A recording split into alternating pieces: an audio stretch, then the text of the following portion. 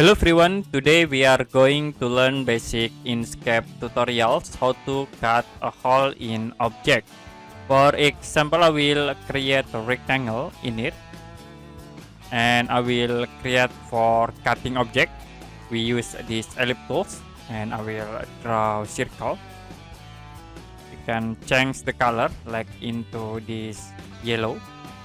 Now if you want to cut this rectangle object with this circle object, you can select these two objects, this, and then go to path menu, click on different, so it will be automatically cut the rectangle with the circle object. It will be automatically create hole. Okay, that's it for basic Inkscape tutorials how to cut a hole in an object.